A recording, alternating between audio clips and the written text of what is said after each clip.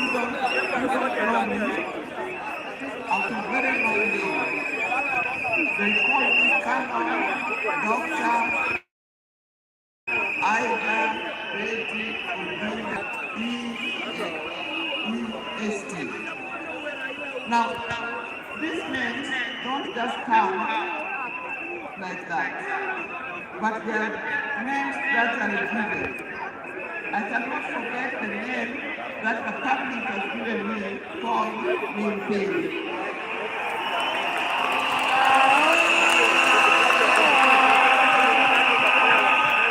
That name is a very good name because it's a name that puts a lot of responsibility to the owner of that name. Also, peace ambassador. And for that reason, before I say something else, I'd like to say something about peace. One thing that I know and I keep on repeating is that we need peace in our nation, we need peace in our homes. And peace will not survive in a chaotic situation. For that reason, I agree. Let us all Raila in peace.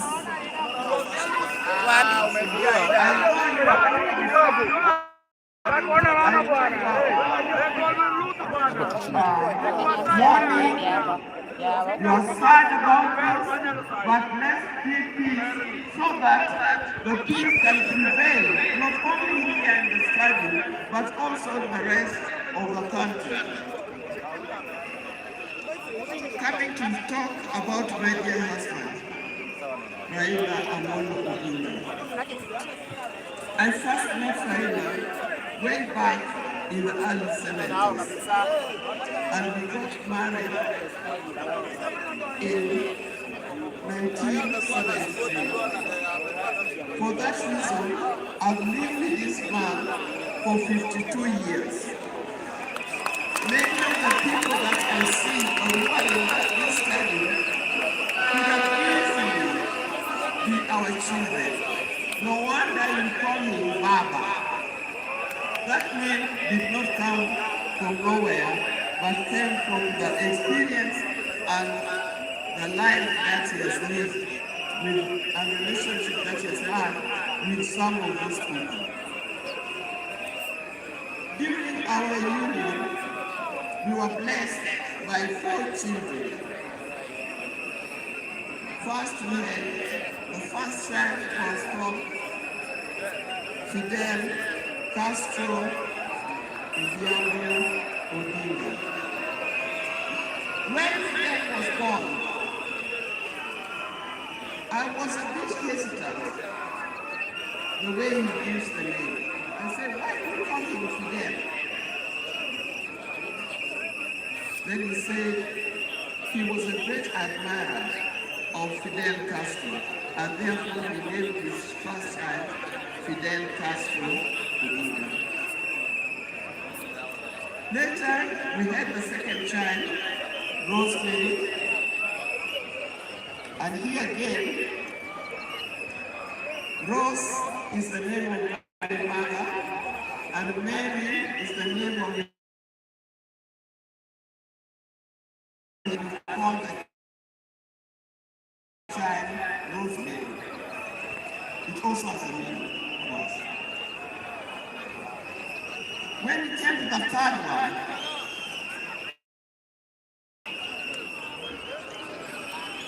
and he named after his best friend and his cousin called Raila Kennedy, with whom they shared the name. So we ended up with Raila Odinga. Last, there was a big gap, and I'll explain to you. Last came the 4th child. The 4th child, when I went to the hospital, and you know those brothers, you end up somewhere in Lebanon. And I was watching the television, and on the television, that's the time when Nelson Mandela had come out of prison. It was 20, they were there for 27 years. Raila also had been in prison, but that's not why we gave him. And I was watching the television, I could see Nelson Mandela and Winnie Mandela holding hands as Mandela walked out of the gates of the prison. But then I didn't know what kind of child I was looking at. But then they said, if it's a boy, you will be Nelson Mandela. But if it's a girl, you will be Winnie Mandela. And therefore, Winnie Mandela arrived. I was the first. I see. When you look at this lady in the children, I know at this place you can name your child anything that you want. But an appeal to those who are still having babies, give your child a meaningful name. Because you name them people you never saw, you never heard of, simply because you saw the name that you have.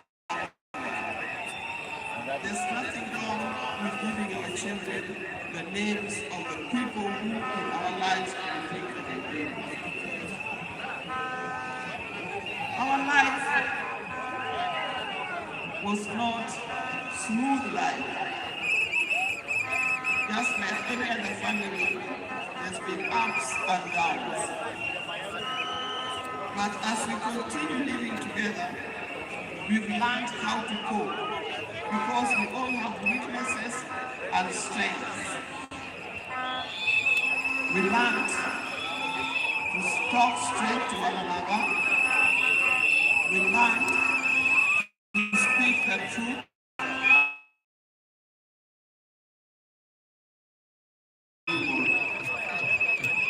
Now that forgiving spirit was not only in the home, but is something that he has spread to the day. You've seen how many times he has tried in the elections, but that forgiveness is a paramount. So please don't carry grudges from one generation to another and from one group to another. We are all Kenyans. We are all Kenyans. We are sisters and brothers. We must learn to forgive easily and build together Kenya.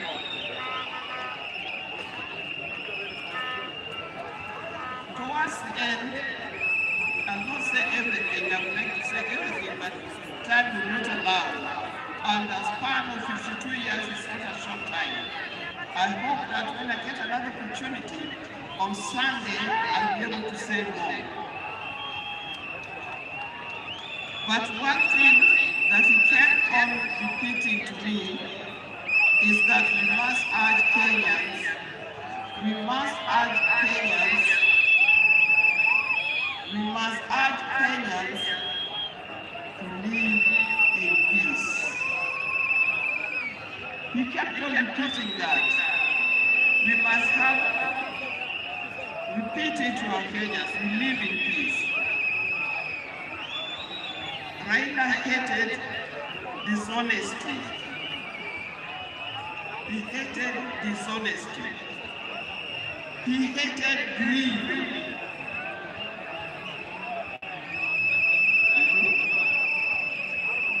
The greed that affected the main fabric of our society. The greed that leads to stealing from the public coffers. The greed of leading that leads to corruption. That's the kind of thing that Raila would not have liked to see. So, you people, you Kenyans, I'll tell you more. But I thank you. I thank you, those who have come and those who are watching us from other places. I thank you for standing family. I thank you for being here for us, and I thank you for helping us to mourn Raila. May his soul lie in eternal peace. And for the people of Kenya, I wish you well. Thank you, and may God bless you. Thank you.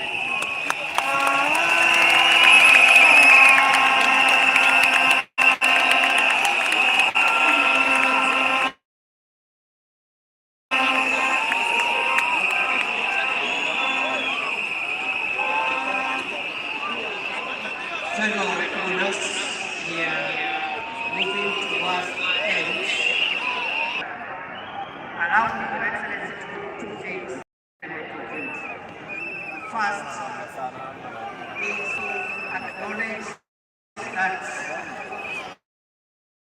the leader that we have lost in our country was not just a leader in Kenya.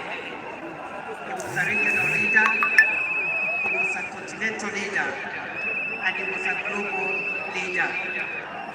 That is why you see the kind of dignitaries that are present here whom we recognize for their presence.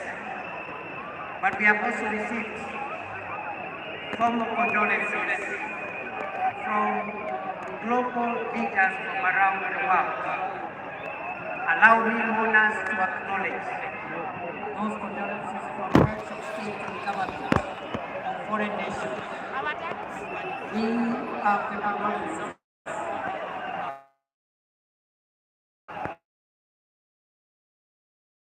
Samia Suluhu Hassan, who has sent formal condolences and has sent our Vice President, who is present, the Foreign Minister of Tanzania, who is present, but we acknowledge the formal condolences from President Samia Suluhu Hassan from Tanzania. The Tanzanian delegation is also joined by the fourth president of Tanzania, Honorable Nyayo. We also have condolences from President Yoweri Kaguta Museveni, the president of Uganda. We have condolences of President hawamtaki.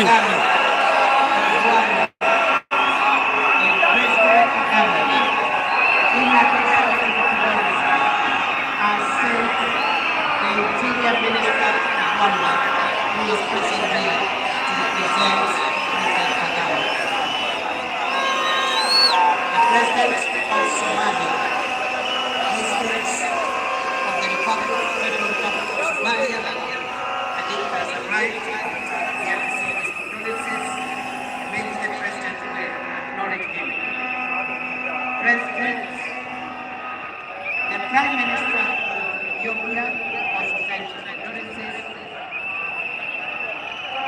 The President of Djibouti, Ismail Omar Guelleh, has also sent his condolences. The President of the Republic of Zambia,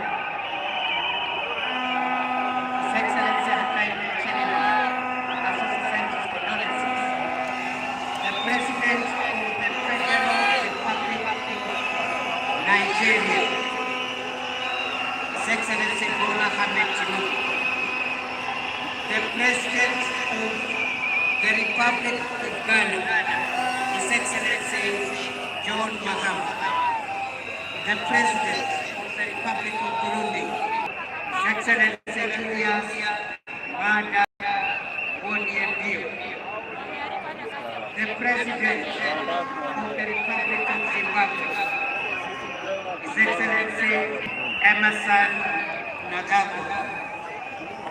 The President of the Republic of the Gambia, President Adama Barrow.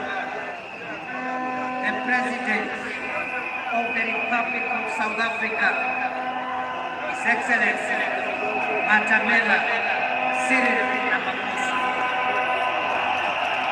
the Prime Minister of India, His Excellency Narendra Modi, the President of the Democratic Republic of Congo, His Excellency Felix Tshisekedi. We also are in receipt of the formal condolences of the foreign group of leaders who are internationally acknowledged. The Secretary General of the United Nations, His Excellency Antonio Guterres, the Chairperson of the African Union Commission, His Excellency Mahmoud Ali Yusuf, the head of the European Union delegation to Kenya. We also have the condolences of the Under-Secretary General and the Secretary of the United Nations Economic Commission for Africa, the Director General of the World Health Organization, Tedros Ghebreyesus, the Assistant Secretary General of the Commonwealth of Nations, the Executive Secretary of the Intergovernmental Authority on Development, Dr. Wokwe Geleye, the Secretary General of the East African Community, Veronica Riga. And finally, I want to acknowledge also the condolences that we have received from the following: Senator James Rich, the Chairperson of the United States of America Senate Committee on Foreign Policy, from the United Kingdom, Great Britain, and Northern Ireland, the High Commissioner of Australia, the High Commissioner of Canada, the Ambassador of the Russian Federation, the Ambassador of the People's Republic of China, the Ambassador of the Czech Republic, the Ambassador of Switzerland, and the Ambassador of the Federal Republic of Germany. Ladies and gentlemen, we now would like to hear the condolences and the remarks and join together in mourning our departure.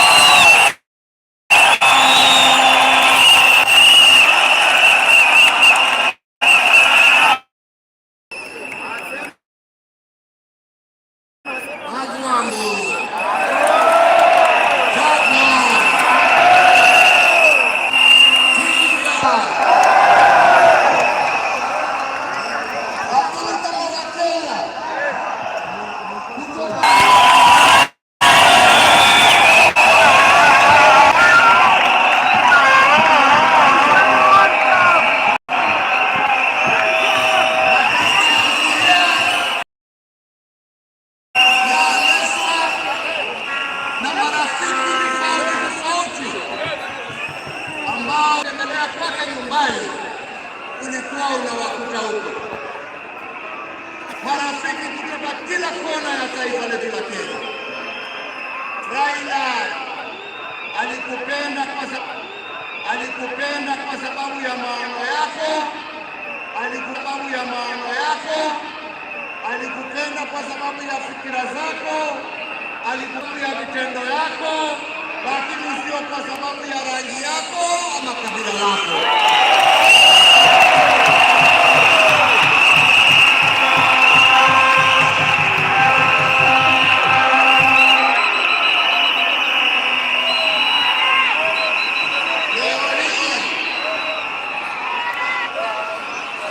Kenya imepoteza kiongozi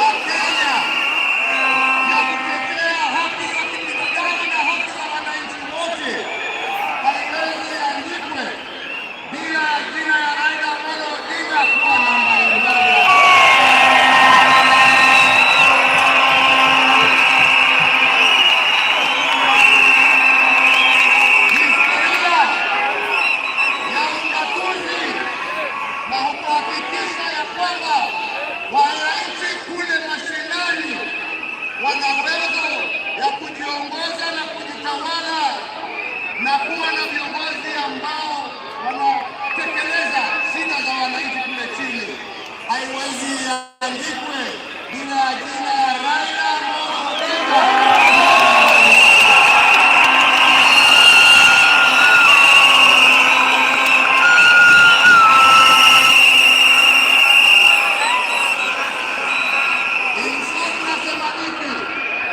Nasema hivi, Raila ametuacha kimwili, lakini ndani ya roho yetu, ndani ya spirit ya Kenya, ataendelea kuishi miaka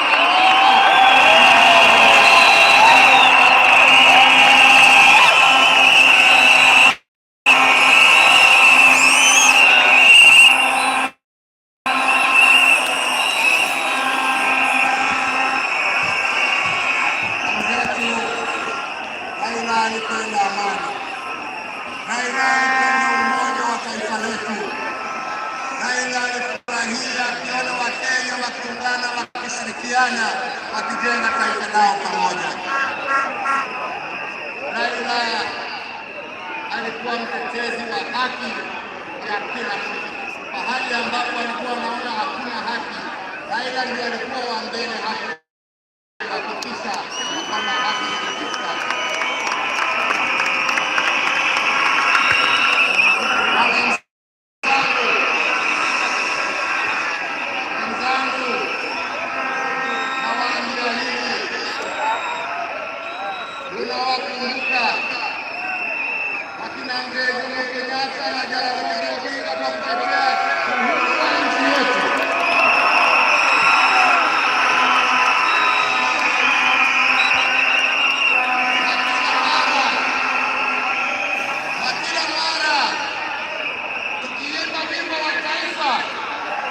Tunasema tutalinda uhuru wetu na damu yetu na jasho yetu.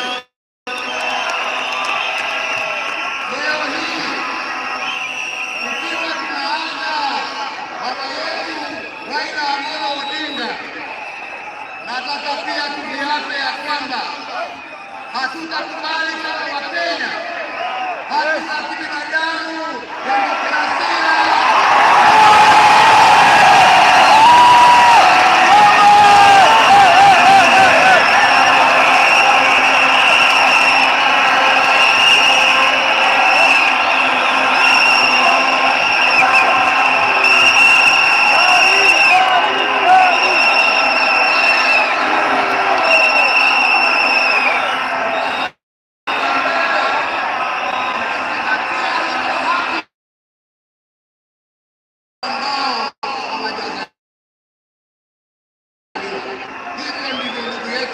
angependa kuona, na hiyo ndio njia ya kuona legacy yake kama kiongozi.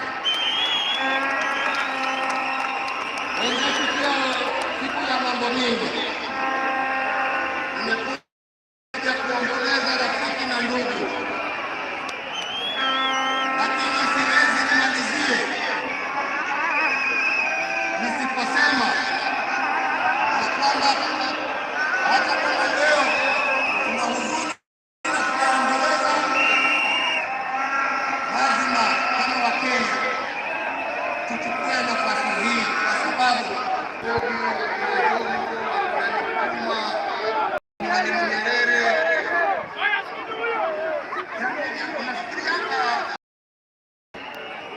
wanaongeanga mambo gani?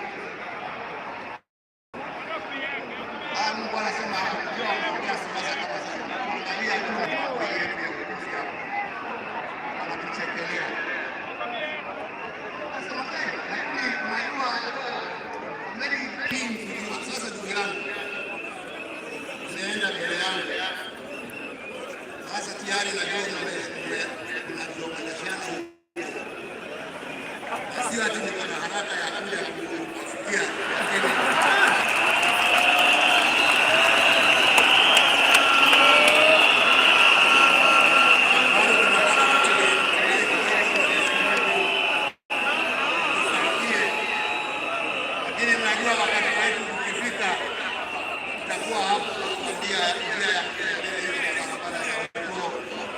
Kwa hiyo ndugu yangu, nikuombee kwa Mwenyezi Mungu akurehemu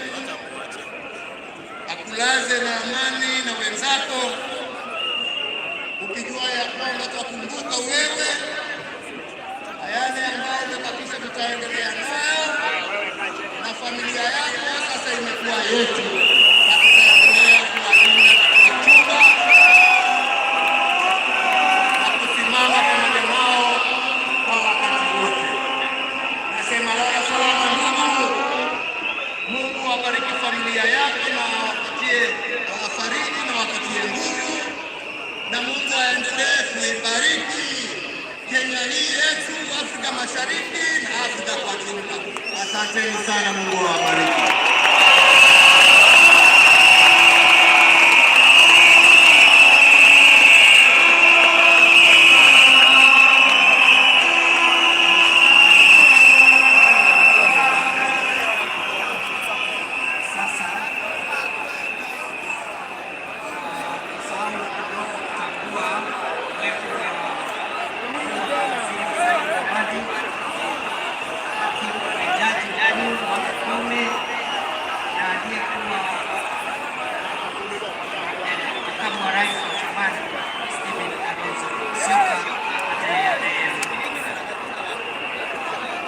After the end of this ceremony,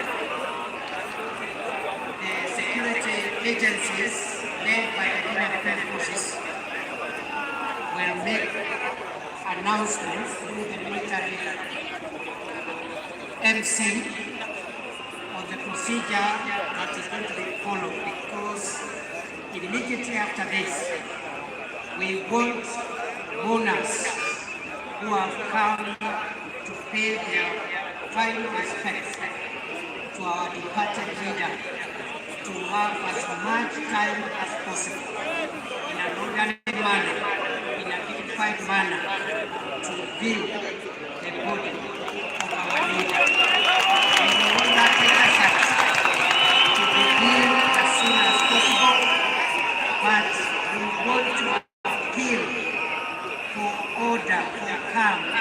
We have enough time. We are not in a hurry.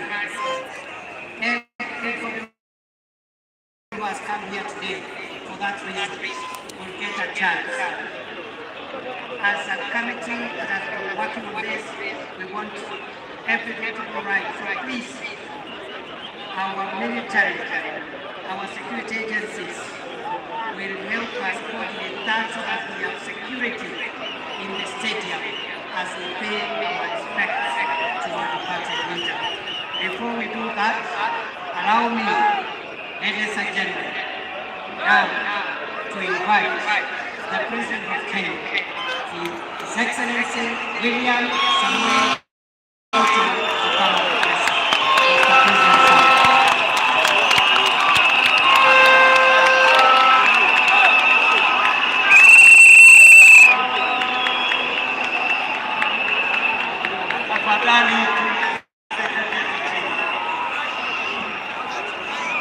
Fellow citizens, friends of Kenya from across the world, distinguished guests, ladies and gentlemen, every once in a generation there comes a leader whose impact transcends their moment, whose courage inspires change, and whose vision shapes destinies.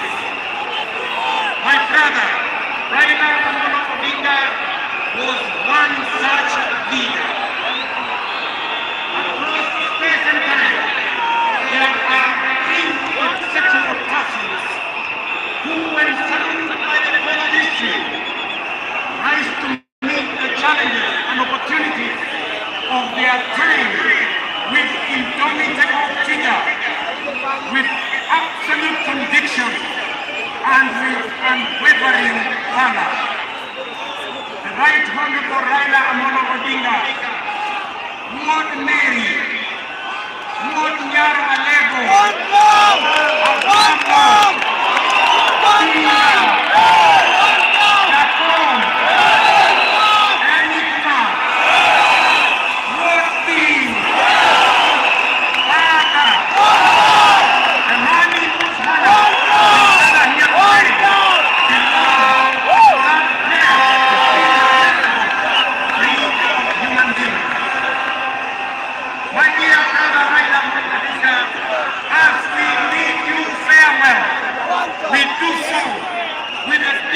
gratitude as a nation and as a people. We greet you most. We celebrate your 80 years of presence and also salute you for the great statesman and patriot that you are. To Mama Maida and your children, Rosemary, Raila Jr., and Winnie, as well as the larger Odinga family, led by our elder brother, Senator Dr. Oburu Odinga, please accept the nation's most heartfelt condolences on this immense loss. Kenya stands with you in this moment of sorrow. We share in your inexpressible grief, but we also share in your pride for your husband, your father, your brother, and your king, who belonged not only to you, but also to us. Thank you for sharing him so generously with us as family and as a nation.